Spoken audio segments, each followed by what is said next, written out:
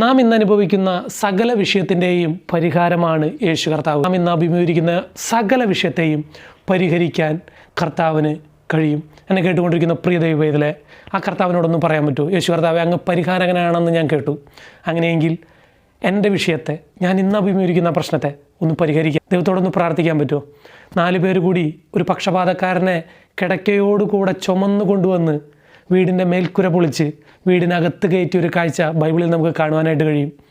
കയറ്റുക മാത്രമല്ല, യേശുവിൻ്റെ മുന്നിലേക്ക് ആ വ്യക്തിയെ കൊണ്ടുവച്ചു. അവരുടെ വിശ്വാസം കണ്ടിട്ട്, രോഗിയുടെ വിശ്വാസമല്ല, കൊണ്ടുവന്നവരുടെ വിശ്വാസം കണ്ടിട്ട് യേശു രോഗിയോട് പറഞ്ഞു, നിൻ്റെ രോഗം സൗഖ്യമാകട്ടെ എന്ന്. അതുകൊണ്ടാണ് ഞാൻ പറഞ്ഞത്, നാം അഭിമുഖീകരിക്കുന്ന ഏത് വിഷയം ആയിക്കോട്ടെ, രോഗമാവട്ടെ, കടഭാരമാകട്ടെ, തലമുറയോടുള്ള ബന്ധത്തിലാകട്ടെ, കുടുംബ പ്രശ്നങ്ങളാകട്ടെ, ജോലിയോടുള്ള ബന്ധത്തിലാകട്ടെ, നിങ്ങൾ ഏത് വിഷയത്തിലാണോ ഇന്ന് ഭാരപ്പെടുന്നത്, ആ വിഷയത്തെ പരിഹരിക്കാൻ യേശു കർത്താവിന് കഴിയും. വിശ്വസിക്കുക, യേശു കർത്താവിനോട് നിങ്ങളുടെ കാര്യങ്ങളെ പറയുക, നിൻ്റെ ഭാരം യഹോവയുടെ മേൽ വെച്ചുകൊള്ളുക, അവൻ അതിനെ പുലർത്തും.